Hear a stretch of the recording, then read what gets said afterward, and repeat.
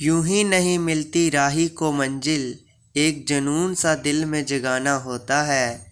पूछा चिड़िया से कैसे बनाया आशियाना, बोली भरनी पड़ती है उड़ान बार बार, और तिनका तिनका उठाना होता है। एक जुनून सा दिल में जगाना होता है। हेलो फ्रेंड्स, कैसे हैं आप सब। फ्रेंड्स, कल जो मेरा पिछला लेक्चर था उसमें मैंने आपको समझाया था कि आवर चेंजिंग अर्थ, कि हमारी अर्थ जो है वो एक डायनामिक प्लैनेट है और कैसे कैसे हमारी अर्थ चेंज हो रही है उसको मैंने आपको डिटेल में समझाया था। कौन कौन से फैक्टर रिस्पॉन्सिबल है फॉर चेंजिंग द अर्थ, वो मैंने आपको सारे फैक्टर्स फ्रेंड्स एक्सप्लेन किए थे। तो चलिए उसी को हम कंटिन्यू रखते हुए आज हम फ्रेंड्स पढ़ेंगे एयर की कंपोजिशन के बारे में, कि एयर, ये जो हमारी एयर है इससे इन्वायरमेंट में एयर से कौन कौन से प्रोसेसेस होते हैं, कौन कौन से फैक्टर्स के लिए एयर जो है वो रिस्पॉन्सिबल है, और एयर की अपनी खुद की क्या कंपोजिशन है, हमारी लाइफ में एयर के क्या वैल्यूज़ हैं, तो उन्हीं को हम डिटेल में पढ़ेंगे। चलिए friends, our earth is surrounded by a huge blanket of air called atmosphere. सभी को एटमॉस्फेयर की डेफिनेशन मैंने 3-4 लेक्चर में बता दी है कि जो ये ब्लैंकेट ऑफ एयर है हमारी अर्थ को सराउंड किया है जिसने, उसको हम एटमॉस्फेयर बोलते हैं, उसको हम एटमॉस्फेयर बोलते हैं। All living beings on this earth depend on the atmosphere for their survival. सारे लिविंग ऑर्गेनिज्म जो इस अर्थ पे रह रहे हैं, सारे के लिए अपने सर्वाइवल के लिए, अपने ज़िंदा होने के लिए किसकी ज़रूरत है, सभी को एटमॉस्फेयर की ज़रूरत है। It provides us the air we breathe and protect us from the harmful effect of the sun rays. ये हमें एयर देता है जिससे हम सांस लेते हैं और हमें बचाता है, और जो एटमॉस्फेयर है वो हमें बचाता है harmful effect of the sun rays. Without this blanket of protection, we would be baked alive by the heat of the sun during day। कहता है कि अगर ये एटमॉस्फेयर का जो ब्लैंकेट है ये ना हो तो हम जो है दिन में इतनी गर्मी होगी कि हम बेक्ड हो जाएंगे। बेक्ड का मतलब होता है दोस्तों ऐसे झुलस जाना, इतने गर्मी से झुलस जाएंगे। और अगर सिमिलर वे रात को भी ऐसा ही होगा कि अगर एटमॉस्फेयर नहीं होगा तो रात को इतनी ठंड होगी कि हम जम जाएंगे। So it is this mass of air that has made the temperature on the earth livable. तो यही एटमॉस्फेयर ही है जिसने अर्थ पे जो टेम्परेचर, लाइवेबल टेम्परेचर बना के रखा है, यानी जिंदा रहने योग्य टेम्परेचर बना के रखा है। नेक्स्ट फ्रेंड्स, बहुत ही ये जो मैंने टेबल में बनाया हुआ है ये बहुत ही इंपॉर्टेंट डेफिनेशंस हैं। ये बहुत एग्ज़ाम में, इंटरव्यू वाला एग्ज़ाम हो अगर और या रिटन वाला एग्ज़ाम हो, तो वहाँ पे ऐसे क्वेश्चन पूछे जाते हैं कि ग्रीन हाउस इफेक्ट क्या है, ग्रीन हाउस गैस कौन सी है, या ग्लोबल वार्मिंग क्या है। तो ये कंसेप्ट मैं आपको डिटेल में समझा देता हूँ। Carbon dioxide released in the atmosphere creates a green house effect bye trapping the heat radiated from the अर्थ। होता क्या है दोस्तों, हमारी अर्थ जो है वो हीट रेडिएट, जब सन की रेज अर्थ पे पड़ती हैं तो अर्थ जो है वो हीट रेडिएट करती है। तो जो कार्बन डाइऑक्साइड है इन्वायरमेंट में, मैंने आपको बताया था कि एटमॉस्फेयर में क्या है, एटमॉस्फेयर में कार्बन डाइऑक्साइड है। वो कार्बन डाइऑक्साइड उस हीट जो रेडिएटेड बाय द अर्थ होती है उसको अपने अंदर ट्रैप कर लेती है और देयर बाय अर्थ को वार्म रखती है, देयर बाय अर्थ को वार्म रखती है। तो उसी को हम ग्रीन हाउस इफेक्ट बोलते हैं। तो ग्रीन हाउस इफेक्ट आपको समझ आ गया। अब आपको पूछा जाए कि ग्रीन हाउस गैस कौन सी है, तो कार्बन डाइऑक्साइड जो है वो ग्रीन हाउस गैस है। And with it the earth would have been too cooled to live in. कहता है कि इसी के कारण अर्थ जो है वो इतनी कूल्ड नहीं है। And with it the earth would have been too cooled to live in, यानी उतनी ही ठंडी है जितने हम रह सकें। तो ये कौन अर्थ को वार्म करके रखता है, ग्रीन हाउस गैस, जिसको हम कार्बन डाइऑक्साइड बोलते हैं, और इस इफेक्ट को हम ग्रीन हाउस इफेक्ट बोलते हैं। नेक्स्ट पढ़ लेते हैं। However when its level in the atmosphere increases due to factory smoke और car fumes, the heat retained increases the temperature of the earth. अब कह रहा है कि मैंने आपको बता दिया कि कार्बन डाइऑक्साइड जो है वो हीट रेडिएटेड बाय अर्थ को एब्जॉर्ब करती है और अर्थ को गर्म रखती है। लेकिन जब फैक्ट्रियों से इतना धुआं निकलता है, इतनी हीट निकलती है, तो ये जो कार्बन डाइऑक्साइड का कंटेंट है एटमॉस्फेयर में ये बहुत बढ़ जाता है। तो जब बहुत बढ़ जाता है तो पूरे वर्ल्ड का जो टेम्परेचर है वो बढ़ जाता है। जब पूरे वर्ल्ड का टेम्परेचर बढ़ जाएगा तो उसको हम बोलते हैं ग्लोबल वार्मिंग। ग्लोबल वार्मिंग के क्या नुकसान है? ग्लोबल वार्मिंग का नुकसान सबसे बड़ा ये होता है दोस्तों कि ग्लेशियर बस्ट करते हैं इनसे, क्योंकि बहुत ज़्यादा टेम्परेचर इंक्रीज़ करने से ग्लेशियर जो है वो एकदम से पिघल जाते हैं। अभी अभी जो उत्तराखंड में पंचोली वाला केस हुआ है, वहाँ पे भी एक ग्लेशियर फटने से बाढ़ आ गई थी और जहाँ डैम बन रहा था बहुत सारा वहाँ पे नुकसान हुआ है। तो वो सारे क्या उनके लिए क्या उनसे फैक्टर रिस्पॉन्सिबल है? यही ग्लोबल वार्मिंग ही उसके लिए रिस्पॉन्सिबल है। Next, this rise in temperature cause the snow in coolest parts of the world to melt. वही मैंने समझा दिया कि जहाँ पे कूल्डेस्ट पार्ट है वर्ल्ड के, जहाँ पे बर्फ़ जमी रहती है हर वक्त, तो वहाँ पे ग्लोबल वार्मिंग की वजह से बर्फ़ पिघलना शुरू हो जाती है। तो as a result the sea level rises, समुद्र का लेवल इंक्रीज़ कर जाता है। Causes floods in the coastal areas, coastal area में फ्लड आते हैं। कोस्टल एरियाज़ मैंने बताया आपको समुद्र के किनारे वाले एरियाज़ होते हैं। There may be drastic changes in the climate of a place leading to extinction of some plants and animals in the long run. कहता है कि ग्लोबल वार्मिंग होने के इतने ज़्यादा नुकसान होते हैं कि जो कोस्टल एरियाज़ होते हैं उनके जो दृश्य होते हैं, नज़ारा जो होता है, उनका लैंडस्केप जो होता है वो टोटली चेंज ही हो जाता है फ्लड आने की वजह से। वहाँ पे बहुत सारा नुकसान प्लांट्स को और एनिमल्स को होता है। तो ये सारा होता क्यों है? ग्लोबल वार्मिंग की वजह से। Next, composition of atmosphere. अब ये क्वेश्चन बहुत इंपॉर्टेंट है, बड़े सारे एग्जाम में पूछा जाता है कि एटमॉस्फेयर में कौन सी गैसेस जो हैं वो कितनी कितनी परसेंटेज में है। तो उसी को समझाने के लिए मैं आपके लिए डायग्राम भी लाया हूँ। Do you know that the air we take in while breathing is actually a mixture of many gases. कह रहा है कि जब आपको पता है कि जब जो एयर हम ब्रीथ करते हैं, जिसके साथ सांस लेते हैं, तो वो एक्चुअली ये mixture of many gases, nitrogen and oxygen are two gases which make up the bulk of the atmosphere. कह रहा है कि नाइट्रोजन और ऑक्सीजन जो हैं वो मतलब ज़्यादा कंटेंट में हैं। वो ज़्यादा कंटेंट में नाइट्रोजन 78% होती है और ऑक्सीजन जो है वो 28%। ऑक्सीजन जो है यहाँ पे दिखाया है मैंने कि नाइट्रोजन 78% है, ऑक्सीजन 21% है और आर्गन जो है वो 0.93 है, कार्बन डाइऑक्साइड 0.3 है और ऑल बाकी जो बच गई वो 0.4 है। दोस्तों यहाँ से क्वेश्चन आपको बड़े एग्जाम में पूछा जाता है। आपको ऐसे पूछा जाएगा, ऑर्डर दिया होगा on the quantity present in the atmosphere in gases का एक ऑर्डर दिया होगा। आपको पूछा जाएगा कि कौन सा ऑर्डर इसमें से ठीक है।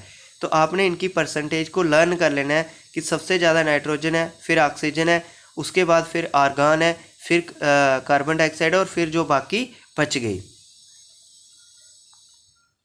चलिए नेक्स्ट दोस्तों, अब carbon dioxide, helium, ozone, argon and hydrogen are found in the lesser amount. ये जो बाकी बच गई गैसेस हीलियम, ओजोन, आर्गन और हाइड्रोजन जो है ये कम अमाउंट में पाई जाती हैं। Apart from this gases tiny dust particles are also present in the air. इन गैसेस के बजाय छोटे छोटे डस्ट के पार्टिकल भी एयर में प्रेजेंट रहते हैं। अब हम नाइट्रोजन के बारे में पढ़ लेते हैं। नाइट्रोजन क्या है, नाइट्रोजन के क्या काम है। Nitrogen is the most plentiful gas in the air. दोस्तों प्लेंटीफुल का मीनिंग होता है बहुत मात्रा में पाई जाना। तो एयर में जो नाइट्रोजन है वो बहुत मात्रा में पाई जाती है। When we inhale we take some amount of nitrogen into our lungs and exhale it. कह रहा है कि जब हम अंदर सांस लेते हैं तो हम कुछ अमाउंट ऑफ नाइट्रोजन भी अपने अंदर ले लेते हैं, फिर जो हमारे लंग्स होते हैं वो उनको एक्सहेल कर देते हैं। एक्सहेल का मीनिंग होता है बाहर निकाल देते हैं। बट प्लांट्स नीड नाइट्रोजन, लेकिन हमारे लंग्स तो बाहर निकाल देते हैं, लेकिन प्लांट्स को ज़रूरत होती है नाइट्रोजन की फॉर देयर सर्वाइवल, अपने ज़िंदा रहने के लिए। They can not take nitrogen directly from the air. Bacteria that live in the soil and roots of the some plants take nitrogen from the air and change its form so that plants can use it. अब क्या कह रहा है कि जो plants होते हैं वो नाइट्रोजन को डायरेक्टली एयर से नहीं लेते हैं, जो रूट्स में, प्लांट्स की रूट्स में जो बैक्टीरिया होगा वो बैक्टीरिया नाइट्रोजन को लेगा, और जो प्लांट्स की रूट्स होंगी फिर वो बैक्टीरिया जो है वो नाइट्रोजन को इस तरह से चेंज कर देगा कि ताकि वो प्लांट के योग्य हो जाएं, और फिर जो प्लांट की रूट्स होंगी वो बैक्टीरिया से नाइट्रोजन लेंगी। तो ये आपको याद होना चाहिए कि नाइट्रोजन जो है वो प्लांट जो है वो नाइट्रोजन डायरेक्टली एयर से नहीं लेते हैं, वो अपनी रूट्स से लेते हैं। और रूट्स से कहाँ से मिलती है? बैक्टीरिया जो रूट्स में होते हैं। नेक्स्ट फ्रेंड्स, ऑक्सीजन मैंने आपको अब आप बात कर लेते हैं ऑक्सीजन की। Oxygen is the most plentiful gas, जिसकी परसेंटेज 21% है एटमॉस्फेयर में। Is the second most plentiful gas in the air. Humans and animals take oxygen from the air as they breathe. कहते हैं ह्यूमंस और एनिमल्स जो हैं वो लेते हैं ऑक्सीजन एयर से जब वो सांस लेते हैं। Green plants produce oxygen during photosynthesis. Green plants जो हैं वो प्रोड्यूस करते हैं oxygen during photosynthesis. In this way oxygen content in the air remains constant. If we cut trees then this balance gets disturb. अब दोस्तों photosynthesis क्या होता है? जब सनलाइट की प्रेजेंट में वो प्रोसेस, जिस प्रोसेस में सनलाइट की प्रेजेंट में, वाटर की प्रेजेंट में और एयर की प्रेजेंट में जो प्लांट्स होते हैं अपना खाना बनाते हैं, उस प्रोसेस को हम फोटोसिंथेसिस बोलते हैं। तो जब वो अपना खाना बनाते हैं यानी फोटोसिंथेसिस होती है, तो तब वो कार्बन डाइऑक्साइड को रिलीज़ करते हैं, कार्बन डाइऑक्साइड को अंदर लेते हैं जो हम छोड़ते हैं, और ऑक्सीजन को वो बाहर छोड़ते हैं जो ह्यूमन बींग्स लेते हैं। अब दोस्तों मैंने आपको यहाँ पे पढ़ाया कि ये जो हम कार्बन डाइऑक्साइड छोड़ रहे हैं वो प्लांट्स उनको दोबारा उसको रिफाइन करके हमें ऑक्सीजन दे रहे हैं। तो अगर प्लांट्स इन्वायरमेंट में कम हो गए, दोस्तों ये समझ लेना सभी बच्चे, अगर प्लांट्स जो हैं इन्वायरमेंट में बहुत ज़्यादा कम हो जाएंगे तो फिर कार्बन डाइऑक्साइड को रिफाइन करने वाला कोई चीज़ नहीं बचेगी। तो इसीलिए अगर ये आप चाहते हैं कि ये बैलेंस बना रहे कि हम जितनी कार्बन डाइऑक्साइड छोड़ें उतनी कार्बन डाइऑक्साइड रिफाइन होकर हमें दोबारा ऑक्सीजन प्लांट जो है प्रोवाइड करें, तो फिर हमें ज़्यादा से ज़्यादा प्लांट लगाने हैं, और जो इन्वायरमेंट में प्लांट्स हैं उनको हमें डिस्ट्रॉय नहीं करना है। तभी जो आने वाली जनरेशन्स हैं वो ज़िंदा रहेंगी और अच्छे से सक्सेसफुली अपनी लाइफ को जिएंगी, क्योंकि तब जो ये बैलेंस है कार्बन डाइऑक्साइड और ऑक्सीजन का, उसको बैलेंस को मेंटेन करने के लिए प्लांट्स होना बहुत ज़रूरी हैं। Next friends, carbon dioxide. Carbon dioxide is another important gas. Green plants use carbon dioxide to make their food and release oxygen. अब कार्बन डाइऑक्साइड जो है वो अनदर इंपॉर्टेंट गैस है। जो ग्रीन प्लांट्स हैं वो यूज़ करते हैं कार्बन डाइऑक्साइड को अपना खाना बनाने के लिए और रिलीज़ करते हैं ऑक्सीजन को। ह्यूमंस और animals release carbon dioxide. The amount of carbon dioxide released by humans और animals seems to be equal to the amount used by the plants which make a perfect balance. कहता है कि जितनी amount of हम carbon dioxide छोड़ते हैं उतनी ही amount of plants जो है कार्बन डाइऑक्साइड अपने अंदर ले लेते हैं और ऑक्सीजन उतने ही अमाउंट में बाहर छोड़ देते हैं। तो फिर ये सर्कल इन्वायरमेंट में, एटमॉस्फेयर में चलता रहता है और ये एक बैलेंस बना रहता है। However the balance is upset by burning of fuels such as coal and oil. They add billions of tons of carbon dioxide into the atmosphere each year. कहता है फिर भी ये बैलेंस प्लांट तो बनाए रख रहे हैं, लेकिन ये जो हम बर्निंग ऑफ फ्यूल, फैक्ट्रीज़ का इतना धुआं है, तो इसकी वजह से ये बिलियन ऑफ टन्स जो कार्बन डाइऑक्साइड एटमॉस्फेयर में ऐड हो रही है फैक्ट्रीज से, इनकी वजह से थोड़ा बैलेंस ख़राब हो रहा है। As a result the increased volume of carbon dioxide is affecting the earth's weather and climate. कह रहा है कि इसी वजह से ये जो कार्बन डाइऑक्साइड इंडस्ट्रीज़ हमारी इतनी कार्बन डाइऑक्साइड छोड़ रही हैं, तो इसी वजह से जो वॉल्यूम है कार्बन डाइऑक्साइड का वो इफ़ेक्ट कर रहा है वेदर और क्लाइमेट को। वेदर क्या होता है, क्लाइमेट क्या होता है, ये मैंने आपको समझाया है, अभी भी मैं दोबारा आपको एक्सप्लेन कर दूंगा। When air is heated it expends. ये दोस्तों ध्यान से समझना, यहाँ से स्टेटमेंट वाले क्वेश्चन आते हैं। जब एयर जो है वो गर्म होती है ये फैलती है, बिकम्स लाइटर और हल्की हो जाती है। यहाँ पे दोस्तों यहाँ पे लाइटर आना है LIGHTER, यहाँ पे यहाँ पे ये जो है यहाँ पे लाइटर आना है। तो लाइटर एंड गोज अप और दूर चली जाती है। कूल्ड, फिर जब लाइटर एयर दूर चली जाती है तो कूल्ड एयर आके उसकी जगह ले लेती है। That is why it tends to sink down, और फिर जो कूल्ड हवा होती है वो उसकी जगह ले लेती है और नीचे बैठ जाती है। एयर राइजेज कूल्ड एयर, कहते हैं when hot air rises cooled air from surrounding area rushes there to fill the in the gap. यही कह रहा है कि जब हॉट एयर वहाँ से निकल जाती है, फिर कोल्ड एयर जो है वो थोड़ी हैवी होती है, वो आके उसकी जगह ले लेती है। तो ये प्रोसेस चलता रहता है। जब एयर ईट गर्म होती है, ये एक्सपेंड करती है और लाइटर हो जाती है, वहाँ से चली जाती है, फिर कूल्ड एयर आती है, वो थोड़ी हैवी होती है, वो उसकी जगह ले लेती है। तो ये प्रोसेस चलता रहता है। तो इसी की वजह से जो है एयर की सर्कुलेशन होती है, इसी की वजह से हवाएं चलती हैं। अब नेक्स्ट दोस्तों, स्ट्रक्चर ऑफ द एटमॉस्फेयर। अब मैं आपको एटमॉस्फेयर का स्ट्रक्चर समझाऊंगा कि एटमॉस्फेयर में कौन कौन सी लेयर्स हैं। फ्रेंड्स, अभी जो रिसेंटली जेके एसएसबी क्लास 4 का एग्ज़ाम हुआ है, उस एग्ज़ाम में भी यहाँ से एक क्वेश्चन पूछा गया था। वो जैसे ही क्वेश्चन आता है तो मैं आपको बताऊंगा कौन सा क्वेश्चन पूछा गया था। बहुत इंपॉर्टेंट है, यहाँ से आने वाले एग्ज़ाम में भी बड़े सारे क्वेश्चन पूछे जा सकते हैं। Structure of the atmosphere. Our atmosphere is divided into 5 layers starting from the earth's surface. These are troposphere, stratosphere, mesosphere, thermosphere and exosphere. कह रहा है कि जो हमारा एटमॉस्फेयर है वो लिथोस्फेयर से, यानी अर्थ से स्टार्ट करें अगर हम वर्टिकली हाइट की तरफ, तो 5 लेयर्स में डिवाइडेड है। अब ये लेयर्स क्या क्या हैं, क्या इनके फंक्शंस हैं, उनको फटाफट हम पढ़ लेते हैं। Troposphere, this layer is the most important layer of the atmosphere. Its average height is 13 kilometer. The air we breathe exists there.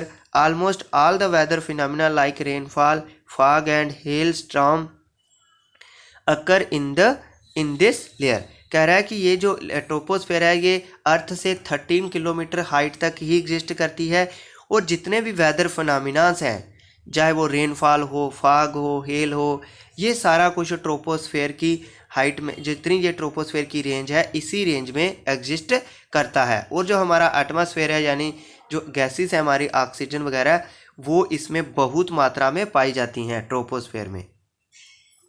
Next हम पढ़ते हैं stratosphere. Above the troposphere lies the stratosphere. It extends up to a height of 50 kilometre. 50 kilometre की height तक stratosphere exist करता है। This layer is almost free from clouds and associated weather phenomena. ये जो stratosphere layer है, यहाँ पे clouds नहीं होते हैं। मैंने आपको बता दिया क्लाउड्स कहाँ होते हैं, ट्रोपोस्फेयर में। तो स्ट्रेटोस्फेयर में क्लाउड्स नहीं होते हैं, यहाँ पे कोई वेदर फिनोमिना भी नहीं होता है।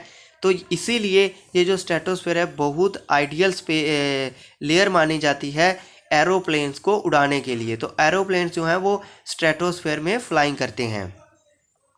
One important feature of stratosphere is that it contains a layer of ozone gas. We have just learned how it protects us from the harmful effect of the sun rays. कहते हैं बहुत important feature है stratosphere का कि stratosphere में एक ozone gas होती है। स्ट्रेटोस्फेयर में एक ओजोन गैस होती है, और ओजोन गैस का काम क्या होता है दोस्तों, मैंने आपको पहले का बताया कि ओजोन गैस जो है वो harmful effect of sun rays से हमें बचाती है। तो अभी यहाँ से मार्क कर लो, जो इंपॉर्टेंट क्वेश्चन पूछा गया था कि जो ओजोन गैस है वो कौन से एटमॉस्फेयर की लेयर्स में पाई जाती है। ये क्वेश्चन जेके एसएससी क्लास 4 एग्जाम में पूछा गया था। तो इसका सही आंसर स्ट्रेटोस्फेयर आना था कि ओजोन गैस जो है वो स्ट्रेटोस्फेयर में पाई जाती है। तो आप इन लेयर्स को अच्छे से पढ़ लें, बहुत इंपॉर्टेंट लेयर्स हैं ये। Mesosphere, this is the third layer of the atmosphere. It lies above the stratosphere. Stratosphere के ऊपर लाई करती है. It extends up to the height of 80 kilometre. इसकी हाइट जो है वो 80 किलोमीटर तक है। दोस्तों, हर एक लेयर के अपने अपने फंक्शंस हैं। इन सभी लेयर्स के फंक्शंस को आपने लर्न कर लेना है। कहता है जो मीटेराइड्स होते हैं, मीटेराइड्स मैंने आपको बताया था क्या होते थे। मीटेराइड्स दोस्तों रॉक्स होते थे, जो हमारे सोलर सिस्टम में रॉक्स जो हैं सन के इर्द गिर्द घूमते रहते हैं, उनको हम मीटेराइड्स बोलते थे। और burns up in this layer on entering from the space. और जैसे ही अगर वो स्पेस से हमारी अर्थ की तरफ आते हैं मीटेराइड्स, तो वो मीजोस्फीयर जो लेयर है इस लेयर में आके डिस्ट्रॉय हो जाते हैं। तो हर एक लेयर के अपने अपने फंक्शंस हैं। अब मैं ये आपको लेयर की फिगर भी लेके आया हूँ आपके लिए, तो ये आप फिगर भी देख सकते हो। ये दोस्तों सबसे पहले नीचे कॉन्टिनेंटल क्रस्ट है जिसको हम ट्रोपोस्फीयर बोलते हैं। ये हमारी पहाड़ियाँ हैं। तो यहाँ तक जो हमारा है ये यहाँ तक जो है ये ट्रोपोस्फीयर हो गया।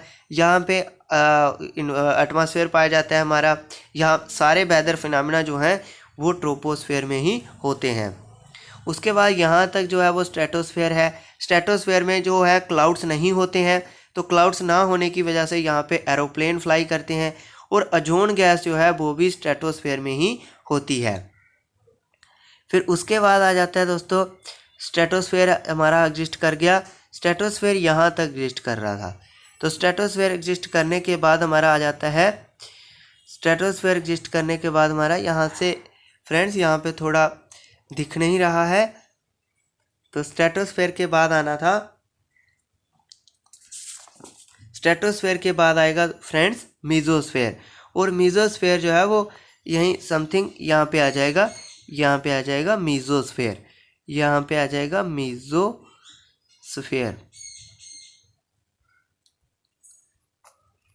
यहाँ पे मीजोस्फीयर आएगा। तो मीजोस्फीयर के बाद दोस्तों यहाँ पे आ जाएगा मीजोस्फीयर के बाद आ जाएगा थर्मोस्फीयर। और थर्मोस्फीयर जो है वो 100 तक एग्जिस्ट करता है। यहाँ तक जो है वो थर्मोस्फीयर एग्जिस्ट करता है। थर्मो और आगे आपको पता है स्फीयर आना है। यहाँ तक आगे थर्मोस्फीयर और उसके बाद आ जाता है एक्सोस्फीयर। तो ये मैंने आपको लेयर्स भी समझा दी। तो चलिए दोस्तों नेक्स्ट हम आगे पढ़ते हैं। नेक्स्ट है thermosphere. In the thermosphere temperature rises very rapidly with increasing height. कहता है थर्मोस्फीयर में जो टेम्परेचर है जैसे जैसे हम हाइट की तरफ जाते हैं तो टेम्परेचर बहुत ज़्यादा इंक्रीज कर जाता है। तो ionosphere is a part of this layer. Ionosphere जो है वो पार्ट है थर्मोस्फीयर का। अब आइनोस्फीयर क्या होता है? It x tends between 80 to 400 kilometre. और इसकी जो विड्थ है थर्मोस्फीयर की वो 80 to 400 किलोमीटर है। This layer helps in radio transmission. ये जो लेयर है वो रेडियो ट्रांसमिशन में हेल्प करती है। इन फैक्ट इसके बजाय radio waves transmitted from the earth are reflected back to the earth by this layer. और जो अर्थ से हम रेडियो वेव्स ट्रांसमिट कराते हैं वो इस लेयर से टकरा करके दोबारा वापस आ जाती हैं और फिर दोबारा अर्थ से टकराती हैं। तो ये लेयर जो है वो रेडियो वेव ट्रांसमिशन के लिए बहुत इंपॉर्टेंट लेयर है। In fact radio waves transmitted, ये मैंने आपको समझा दिया। अब आ जाता है एक्सोस्फीयर, लास्ट लेयर जो है। The upper most layer of the atmosphere is known as the exosphere. सबसे ऊपर वाली जो लेयर है वो उसको हम एक्सोस्फीयर बोलते हैं। This layer has very thin air. यहाँ पे एयर जो होती है वो बहुत पतली एयर होती है। Light gases like helium and hydrogen float into the space from here. और जो एयर यहाँ पे एग्जिस्ट करती है एक्सोस्फीयर में, वहाँ से जो हल्की गैसेज हैं हीलियम और हाइड्रोजन यहाँ से स्पेस में फ्लोट कर जाती हैं, यानी स्पेस में चली जाती हैं। नेक्स्ट वेदर और क्लाइमेट। वेदर और क्लाइमेट की डेफिनेशन तो आपको आती है, इसके थोड़ा और मैं डिटेल में समझा देता हूँ। Weather is the hour to hour day to day condition of the atmosphere. A hot और humid weather may make one irritable. A pleasant breezy weather may make one cheerful and even plan for a outing. कहता है weather जो है वो हार to hour day to day condition होती है atmosphere की। और अगर गर्म वेदर होगा तो एक बंदे को इरिटेबल महसूस होगा, और अगर अच्छा प्लीजेंट वेदर होगा तो कोई इतना खुश होगा कि वो कहीं टूर लगाने के लिए भी जा सकता है। नेक्स्ट है weather can change dramatically from day to day. However the average weather condition of a place for a longer period of time represent the climate of a place. कहता है कि हाउएवर फिर भी ये जो वेदर है ये ड्रामेटिकली चेंज होता है डे टू डे। और ये जो एवरेज वेदर कंडीशन होती है किसी लार्ज एरिया की और लॉन्गर पीरियड ऑफ टाइम की, उसी को हम क्लाइमेट बोलते हैं। नेक्स्ट है now do you understand why we have daily weather forecast. अब आपको ये समझ आ ही गया होगा कि हमारे लिए डेली वेदर फोरकास्ट क्यों आता है। क्योंकि वेदर तो डे टू डे ही एटमॉस्फेयर की कंडीशन है। तो next temperature, the temperature you feel every day is the temperature of the atmosphere, the degree of hotness and coldness of air is known as temperature. अब temperature की क्या definition है, कह रहा है कि किसी एटमॉस्फेयर की जो कितनी डिग्री है हॉटनेस की और कितनी डिग्री है कूल्डनेस की, उसी डिग्री को हम क्या बोलते हैं, टेम्परेचर बोलते हैं। The temperature of the atmosphere changes not only between day and night but also from season to season. कह रहा है कि जो टेम्परेचर है एटमॉस्फेयर का वो ना सिर्फ दिन और रात को चेंज होता है बल्कि सीज़न टू सीज़न भी टेम्परेचर जो है वो चेंज होता है। Summers are hotter than winter, summer जो है वो गर्म होती हैं विंटर से।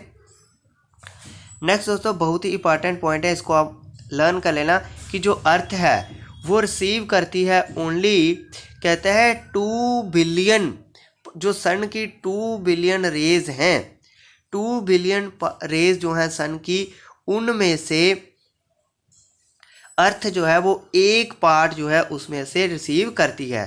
दोस्तों बहुत बड़ी क्वांटिटी है ये, 1 बिलियन जो है वो 1000 मिलियन के बराबर होता है।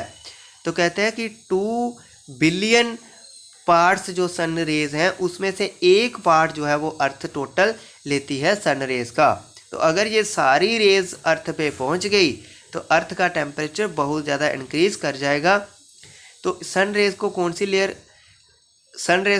लेयर रोकती है, ये आप फिर देख सकते हो।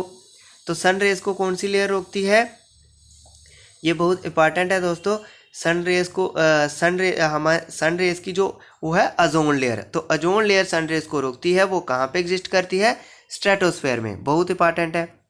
An important factor that influences the distribution of temperature is insolation. कहते हैं एक बहुत इंपॉर्टेंट फैक्टर है जिसके असर होते हैं टेम्परेचर पे, उस फैक्टर को हम इंसुलेशन बोलते हैं। अब इंसुलेशन क्या है, insolation is the incoming solar energy intercepted by the earth. कहते हैं कि इंसोलेशन का मीनिंग है कि कितनी सोलर एनर्जी जो है वो अर्थ ले रही है, उस क्वांटिटी को हम इंसोलेशन बोलते हैं। The amount of insolation decreases from the equator towards the pole. मैंने आपको बताया था कि सबसे ज़्यादा सन की रेज जो है वो इक्वेटर पे पड़ती हैं, और जैसे जैसे हम पोल की तरफ जाते हैं तो एंगल जो है वो डिक्रीज़ करता जाता है, तो पोल्स पे सन रेज कम पड़ती हैं। तो इसीलिए वो कह रहा है कि इंसोलेशन जो है वो डिक्रीज़ करता जाता है, ये इक्वेटर पे हाई रहता है और पोल्स की तरफ ये डिक्रीज़ करता जाता है। Therefore the temperature decreases in the same manner, और ऐसे ही सिमिलर मैनर में इक्वेटर पे ज़्यादा टेम्परेचर होता है और पोल्स पे टेम्परेचर कम होता है। Next friends, the standard unit of measuring temperature is degree Celsius. Standard unit temperature measure करने के सेल्सियस हैं। तो ये इन्वेंटेड किए थे एंड्रीज सेल्सियस, एक साइंटिस्ट था, उसने ये यूनिट इन्वेंट किए थे। और on the Celsius scale water जो है वो फ्रीज करता है 0 डिग्री पे और बॉयल करता है 100 डिग्री पे। ये भी इम्पॉर्टेंट पॉइंट था। नेक्स्ट है friends air pressure. Air pressure जो है, air pressure is defined as the pressure exerted by the weight of air on the earth surface. अब एयर प्रेशर क्या है, एयर प्रेशर जो है is defined as the pressure जो exert करती है एयर के वेट से, जो अर्थ पे प्रेशर एग्जर्ट होता है उसे हम एयर प्रेशर बोलते हैं। As we go up the layers of the atmosphere the pressure falls rapidly. जैसे जैसे हम एटमॉस्फेयर की ऊपर वाले लेयर्स में जाते जाएंगे, हाइट पे जाते जाएंगे, तो ये जो प्रेशर एयर एग्जिस्ट कर रही है ये भी कम होता जाएगा, क्योंकि अर्थ पे सबसे ज़्यादा प्रेशर रहेगा और जैसे जैसे हम हाइट पे जाएंगे तो प्रेशर कम होना शुरू हो जाएगा। The air pressure is highest at sea level. Air का जो प्रेशर है वो सी लेवल पे सबसे ज़्यादा होता है और हाइट पे जाके कम हो जाता है। The air pressure is highest at sea level and decreases with height. The air always moves from high pressure areas to low pressure areas. अब विंड क्या होती है, the movement of air from high pressure area to low pressure area is called wind.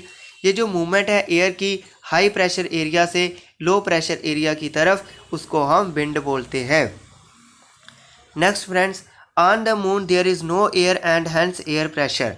दोस्तों ये बहुत important है कि कह रहा है मून पे कोई एयर नहीं है और एयर ना होने की वजह से वहाँ पे एयर प्रेशर भी नहीं है। तो एयर प्रेशर की ना होने की वजह से दोस्तों होता क्या है, ये जो हमारा एयर जो प्रेशर एग्जर्ट करती है वो हमें फील क्यों नहीं होता है। इसको मैं आपको समझाता हूँ। जितना एयर जो प्रेशर हम अर्थ पे एग्जिस्ट कर रही है, एग्जर्ट कर रही है, उतना सेम प्रेशर जो ह्यूमन बॉडी है, काउंटर प्रेशर जो है ह्यूमन बॉडी भी एग्जर्ट करती हैं। तो जितना एयर का प्रेशर ह्यूमन बॉडी पे लगेगा उतना ही हमारी बॉडी काउंटर प्रेशर एग्जर्ट करेगी, तो एक बैलेंस बना रहेगा। उसी वजह से हमें एयर का प्रेशर महसूस नहीं होता है। अब पढ़ते हैं ये वाला point. Astronauts have to wear special protective space suits filled with air when they go to the moon. कहते हैं एस्ट्रोनॉट्स जो होते हैं, जो मून पे जाते हैं, तो उनको एक प्रोटेक्टिव स्पेस सूट पहनना पड़ता है जो एयर से भरा होता है। एयर से क्यों भरा होता है? क्योंकि हमारी बॉडी एक प्रेशर एग्जर्ट करती है। तो मून पे एयर है नहीं, तो मून पे जो एयर है ही नहीं तो वहाँ पे प्रेशर भी नहीं होगा। तो हमारी बॉडी फिर इतना प्रेशर एग्जर्ट करेगी कि हमारे जो ब्लड वेसल्स हैं वो फट जाएंगी और हमारी ब्लीडिंग होना स्टार्ट कर देगी। तो उसी प्रेशर को, हमारी बॉडी के प्रेशर को कंट्रोल करने के लिए एस्ट्रोनॉट ने एयर फील्ड जो सूट पहने होते हैं, ताकि वो जो एयर फील्ड सूट है वो एयर जो है एस्ट्रोनॉट की बॉडी को काउंटर प्रेशर दे, ताकि हमारी बॉडी का जो प्रेशर है वो हमारी जो वेसल्स हैं वो बस्ट ना हो और ब्लीडिंग ना हो। ये दोस्तों मैंने आपको समझा दिया। अब मैं आपको कुछ मेजरिंग क्वांटिटीज़ हैं उनको समझा देता हूँ। दोस्तों टेम्परेचर मेज़र करने के लिए हम थर्मोमीटर का यूज़ करते हैं। ये आपको याद कर लेने हैं। मेजरिंग एटमॉस्फेरिक प्रेशर, एटमॉस्फेयर का प्रेशर मेज़र करने के लिए बैरोमीटर यूज़ करते हैं। और कितनी रेनफॉल हो रहा है उस रेनफॉल को मेज़र करने के लिए रेन गाज यूज़ करते हैं। और विंड जो है, विंड की डायरेक्शन देखने के लिए हम विंड वेन का यूज़ करते हैं। चलिए नेक्स्ट। अभी दोस्तों ये विंड की वजह से होता क्या है, पहले मैं आपको थोड़ा सा समझा देता हूँ। विंड की वजह से दोस्तों ये जो विंड की मूवमेंट्स हैं इनसे बहुत बड़ा एक नेचुरल डिज़ास्टर होता है, वो है साइक्लोन। अब साइक्लोन आते कैसे हैं पहले मैं आपको ये समझा देता हूँ। दोस्तों जब समुद्र में गर्म हवाएं और ठंडी हवाएं जब एक दूसरे से टकराती हैं, तो ठंडी हवाएं जो हैं और गर्म हवाएं जब टकराएंगी, ये जैसे दिखाया हुआ है फिगर में, ऐसे ऐसे मोशन समुद्र का बनेगा। तो इसकी वजह से होता क्या है कि एयर में मॉइस्चर बहुत ज़्यादा बढ़ जाता है और एक लॉन्गर 3 से 4 दिनों के लिए एक हैवी रेनफॉल होता है। और एक इसकी क्या कंडीशंस हैं, इसमें हैवी रेनफॉल होगा और विंड की जो स्पीड है वो भी बहुत हाई होती है। तो यानी तूफ़ान आते हैं और वर्षा लगातार हैवी बारिश होती है। और जब 3 से 4 दिनों के लिए हैवी बारिश होगी, हाई स्पीड विंड चलेंगी, तो उसी को हम साइक्लोन बोलते हैं। दोस्तों 1999 में हमारा जो साइक्लोन आया था उसने उड़ीसा के बहुत सारे पार्ट्स को बस्ट किया था और हमारे बे ऑफ बंगाल में ये ओरिजिनेट हुआ था। तो इसकी वजह से उड़ीसा की बहुत सारी स्टेट्स को नुकसान हुआ था। तो ये साइक्लोन्स आते रहते हैं दोस्तों। अभी 2020 में भी ये साइक्लोन एक आया था।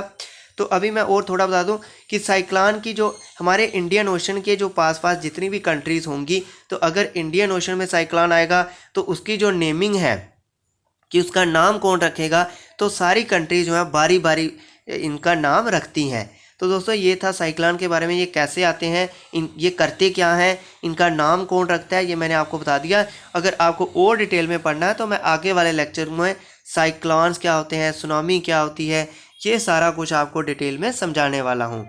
अभी के लिए आप ये समझ लो कि साइक्लोन होता क्या है और ये कैसे आता है। Next friends, winds can broadly divided into 3 types. तो विंड्स जो है वो 3 टाइप में हम ब्रॉडली डिवाइड कर सकते हैं। परमानेंट विंड्स होती हैं, परमानेंट विंड्स, सीजनल विंड्स और local winds. The trade winds westerlies and easterlies are the permanent winds. These blow constantly throughout the air in a particular direction. Westerlies और easterlies का meaning है दोस्तों east की तरफ से चलने वाली, और वेस्ट की तरफ से चलने वाली को वेस्टर्लाइज, ईस्ट की तरफ से चलने वाली को ईस्टर्लाइज बोलते हैं। तो ये दो ईस्टर्लाइज और वेस्टर्लाइज परमानेंट विंड्स हैं, ये कॉन्स्टेंटली पूरा साल चलती रहती हैं इन पर्टिकुलर डायरेक्शन। अब सीजनल विंड जो है वो सीजन में आती हैं। These winds change their direction in different season.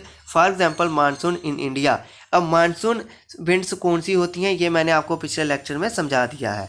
Local winds होती हैं जो कभी पर्टिकुलर एरिया में और पर्टिकुलर टाइम के लिए चलती हैं. तो जैसे हमारे नॉर्थन प्लेन्स में जो गर्मियों में गर्म हवा चलती है उसको हम लू बोलते हैं, तो वो एक लोकल विंड की एग्जांपल है. सीजनल विंड की एग्जांपल हो गई मानसून जो सीजन वाइज सीजन चलती हैं, और परमानेंट विंड्स हो गई ईस्टरलाइज और वेस्टरलाइज जो ईस्ट की तरफ से चलती हैं और वेस्ट की तरफ से चलती हैं. अब नेक्स्ट मॉइस्चर क्या होता है.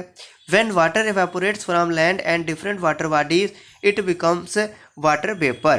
कहता है जब वाटर एवेपोरेट होता है डिफरेंट वाटर बॉडी से तो वो वाटर वेपर बन जाता है. Moisture in the air at any time. कहता है कि एयर में कितनी क्वांटिटी है मॉइस्चर की उसको हम बोलते हैं humidity. When the air is full of water vapours. जब एयर जो है फुल होती है वाटर वेपर्स तो वाटर वेपर से तो उसे हम बोलते हैं कि ये एक ह्यूमिड डे है, यानी मॉइस्चर की क्वांटिटी एयर में काफ़ी मात्रा में रहती है. नेक्स्ट है when water vapours rises it starts cooling. जब वाटर वेपर जो है ऊपर उठते हैं तो ये ठंडे होना स्टार्ट हो जाते हैं. The water vapour condenses causing formation of droplets of water. फिर ये वाटर वेपर जब ठंडे होते हैं तो ये कंडेंस हो जाते हैं और कंडेंस होने से ये वाटर की ड्रॉपलेट्स बना लेते हैं. तो क्लाउड्स जो हमारे बादल हैं वो just masses of such water droplets. ये जो वाटर ड्रॉपलेट्स बनती हैं इन्हीं ड्रॉपलेट्स की बड़े बड़े मासेस को हम क्लाउड्स बोलते हैं. When the droplets of water become too. और जब ये क्लाउड्स इतने बड़े बड़े हो जाते हैं कि इनको एयर में फ्लोट करना मुश्किल हो जाता है, यानी इतने हैवी हो जाते हैं कि वो एयर में फ्लोट करना मुश्किल हो जाता है, तो फिर क्या होता है ये प्रेसिपिटेशन की फॉर्म में अर्थ पे आते हैं. और उसी प्रेसिपिटेशन जो अर्थ पे आती है उसी को हम क्या बोलते हैं रेन बोलते हैं. तो दोस्तों ये मैंने आपको रेन समझा दिया कि रेन क्या होती है. तो ये जो मैंने वाली एवापोरेशन से जो रेन होती है इस रेन को हम कन्वेंशनल रेनफॉल बोलते हैं. अभी मैं आपको रेन्स समझाऊंगा कि रेन्स कितनी टाइप की होती हैं. दोस्तों मैंने पिछले लेक्चर में बताया था आपको कि वर्षा कैसे होती है, तो आज मैं आपको 3 टाइप्स की वर्षा बताऊंगा कि 3 वजहों से वर्षा हो सकती है. वो एक वजह मैंने आपको समझा दी, एवेपोरेशन से वर्षा होती है, तो इसको हम कन्वेंशनल रेनफॉल बोलते हैं. अब मैं आपको नेक्स्ट समझाता हूँ. Most of the ground water comes from the rain water on the basis of mechanism. There are 3 types of rainfall. Conventional rainfall जो मैंने आपको समझा दी, ओरोग्राफिक रेनफॉल और साइक्लोनिक रेनफॉल.